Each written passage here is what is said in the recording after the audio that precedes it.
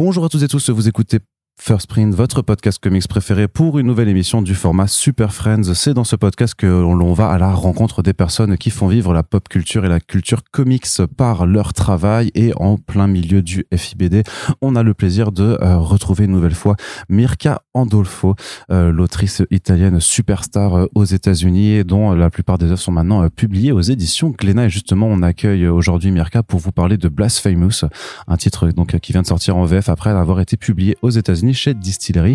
Le générique va se lancer, puis on se retrouve en anglais en compagnie de l'autrice.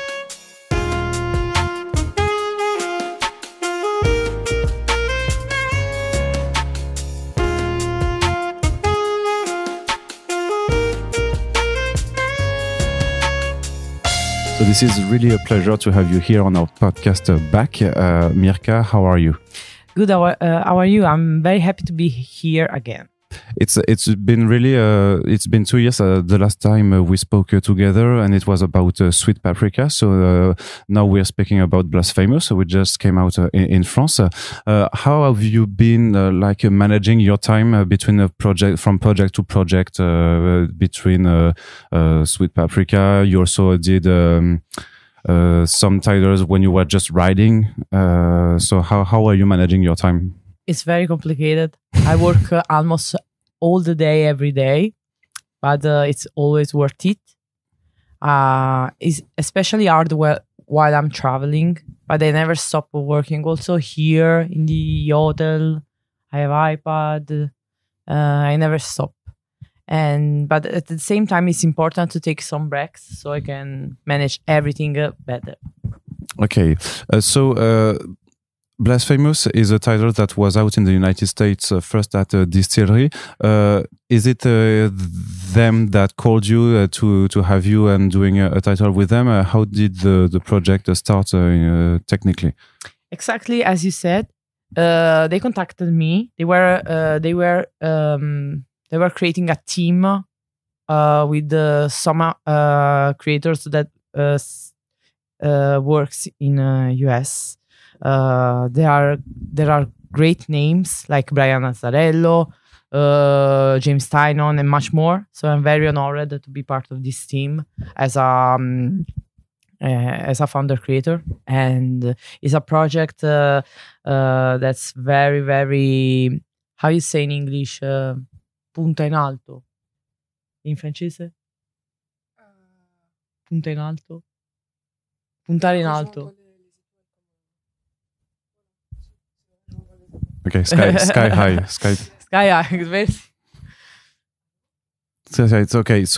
But how would you say it's different from other projects that you might do at home at Arancia Studios? What's the difference with the Distillery? It's always with Arancia Studio. Okay. Do you mean maybe with image? Yeah. It's like it's almost the same, but it's at the same time it's different because as a founder creator, I'm more involved into the projects and in all the projects of a distillery.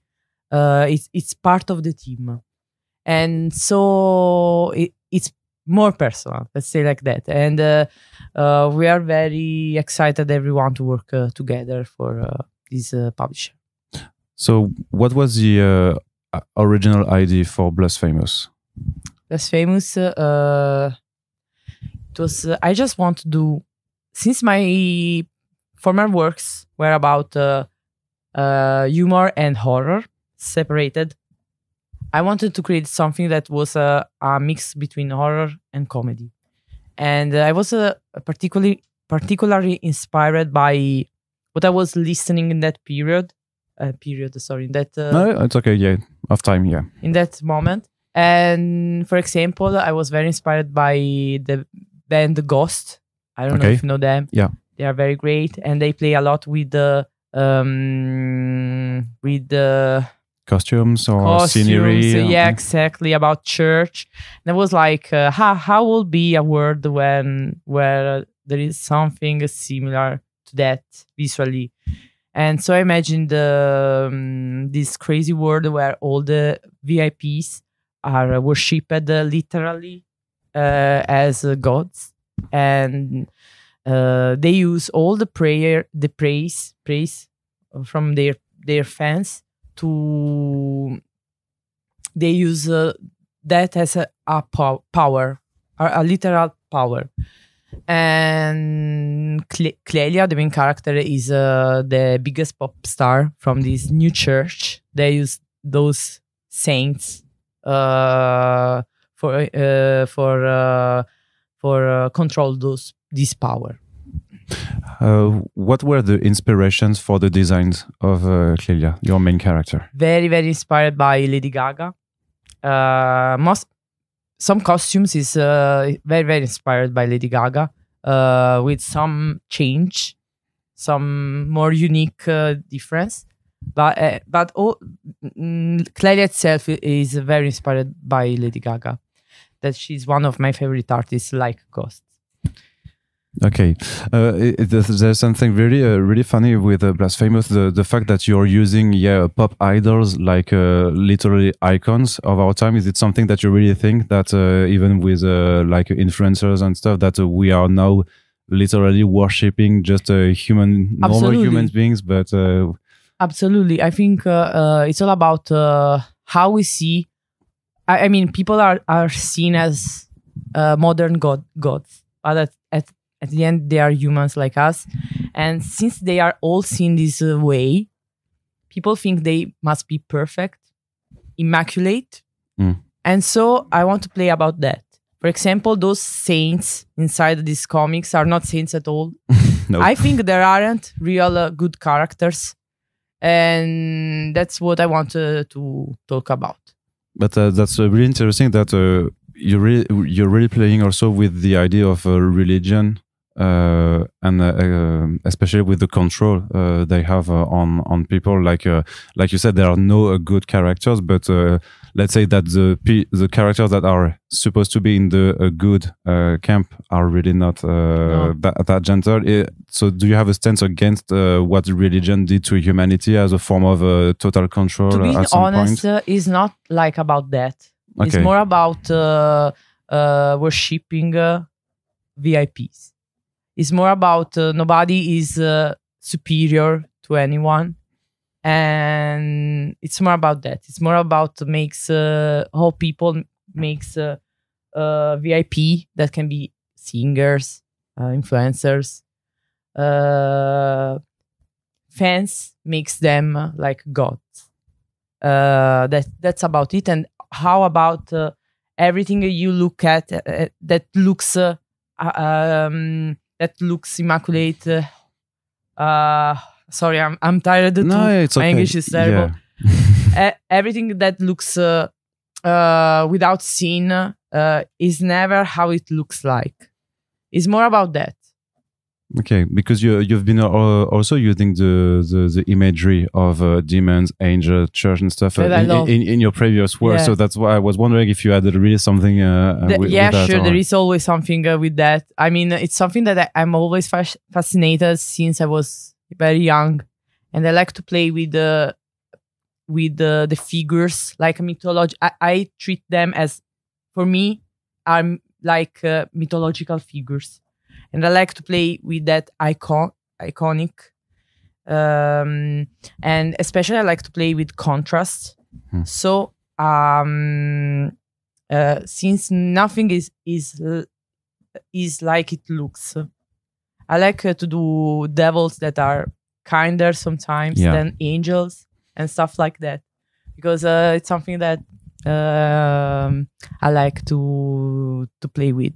And in terms of visual inspirations, did you look for anything? Because at some point, some of the characters, even with their glowy armors or stuff like that, really armors. Not armors, glowy outfits. The outfits really reminded me a little bit of something you would find in Bayonetta or some games like that. I love that. Also, I love Devil May Cry. There is many inspiration with that because I wanted to do something more on the funny side. So a lot, especially there is an angel at the end that is very inspired. I played a lot of video games, so video games are always my inspiration for some of my creation. Also, Mercy is very inspired by Bloodborne. Also, if maybe you can see that, but it's something that is in it somehow. Was it difficult to balance the amount of comedy versus horror in the story? Yeah, but I like also to use it to create some focus on certain scenes. Like since the comic has this style that is very cartoonish in certain scenes, and it contrasts with some pages after that are very dark, with very dark colors. This contrast, in my opinion, helps with the narration, with the how can I say? It's like a plot twist. I wanted to use it like a plot twist. You are seeing this cartoonish style, and then bam, it happens something that is really dark and that contrasts with everything. There are some, like you said, some very dark moments and some very violent scenes also. It goes back to other violent stuff that you've done before. Even Mercy was quite gore, but even Contro Natura was also quite violent. And I was quite surprised to see this kind of scene, and especially what happens at some point to Clea. Sorry. So I guess you wanted to really go hard also in the graphics. That may be something cathartic in drawing very violent stuff. Yeah, I like to draw that kind of scene also because it's all for me. It's all about the contrast and what reader is expecting from the book. My main goal is to surprise the reader, and I always try to do that. That's why I try to put scenes that looks very different from the rest of the book. And so you've got no restraints, because I also know that in the United States, so that there's no such problems about violence, but with more sex or sexy elements, sometimes they're quite prude, I think. So I wanted to know if sometimes you restrain yourself, because in other comics that you are doing, sometimes this is more sexier, I'd say. So does it change when it's a project for the United States? Consider that for me, Blasfamous is not so much about sex itself. No, but there are some elements. Yeah, there are some elements. No, to be honest, I try to not force myself. And I try to not force myself. And in Blasphemous, I didn't. There isn't much sex as in Sweet Paprika, for example, but because it's a different focus. Sweet Paprika was all about sex. And in general, yes, I see people, it's sometimes scared by that. Or maybe since it's about sex or sexy, they think like, how can I say, snobbish. Snob, or scared by that. But at the same time, there are a lot of readers that love this kind of stuff and support it. To be honest, I think it's underrated. It's an underrated genre. Comedy and sexy together. It's not very used, but I see people that read these kind of comics are really passionate about that, really support it. And I think authors should be more aware. And even I'm very surprised that, for example, Sweet Paprika won the Best International Book at Harvey Award. Yeah. I was very surprised. And I remember because usually this kind of prizes are with a very different kind of comics. And so I was very honored and very happy. And I think this is the proof that people likes this kind of comic. Okay. Were there any changes in your way of working with this project for Distillery? Because they have a totally different approach to the publishing in terms of format. In single issues, it's 48 pages single issues versus 22 for example. So does it have an impact also on your pacing, on how you will structure your story? Yeah, a little bit, to be honest, because I always worked with the chapters, 20 pages. So for me, it was a little harder than usual, to be honest. But I enjoyed a lot. And the new format, they wanted to use this format because it's more beautiful for the artwork. I can understand readers like that kind of bigger artwork. For me, it's more work to do, because Yes, since sure, it's bigger, I have to pay more attention to some details. But it's worth it. I think the books at the distillery are very, very deluxe feeling. Yeah. And that's something that I like. It's really a high quality product. You know, it's like it's more expensive than the usual single issues, but you want to spend more money on these single issues. It's very good for collection, in my opinion. So I approve it. And in more general, do you feel about the how would I say the rise of your fandom in the American readership, but also in the French readership, because you've been really like a rising star in the comics industry? I'm very glad to see how readers are grown title after title, and I'm very happy also to how in France is going, and I hope it's growing year after year, especially now with the Blasfamous. Glenna did an amazing job, and I'm very happy to see every year in France. France is maybe is a little how can I say, I'm more newbie on France, but I see every time I come back here is always more and more people, and I'm very happy about that. Okay, so out of the topic question, but we've heard like 2 or 3 years ago now of the Sweet Paprika animated series. Is it still in development? Can we still hope to see it someday? I can say so much, to be honest, but I can say it takes a lot of time. He had some slowing in the I don't know if I'm saying correctly. Slow. Yeah, it slowed down. Yeah, it slowed down a little bit, but it's still something, and I just say it needs to be waited. Okay, we need to be patient. So yeah, exactly. I know that many people are already very patient about that, but it will be worth it. All right. So, what does hold the future next after Blasfamous? What are you working on right now, and what can we expect from you in the future? Actually, I'm doing a new project in distillery. Okay. That I hope is coming to France aussi. It's about vampires.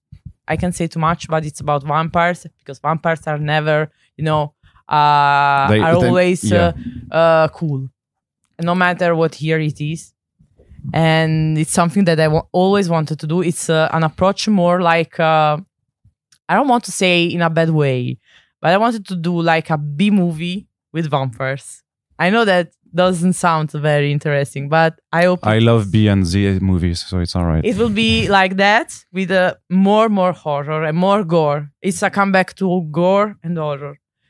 And then in general, since I had a lot of fun with the Sweet Paprika, it's very manga. It's not a manga, but it's like a love letter to manga. It was even published in Japan last month. Okay. For Kadokawa. And I see that it's something that I really enjoy to draw. With the style of Sweet Paprika, for me it's very easy, but easy in a good way, not easy in a way that, it's not really easy. It's something that I'm so comfortable with that when I do it, is like very, very natural. I don't know how to say it. And so I'm already thinking about a new project, not Sweet Paprika, that will be more manga, more than Sweet Paprika. And let's see. But after the vampire project. All right. We'll be looking forward to that. Thank you so much, Mirka. Thanks to you.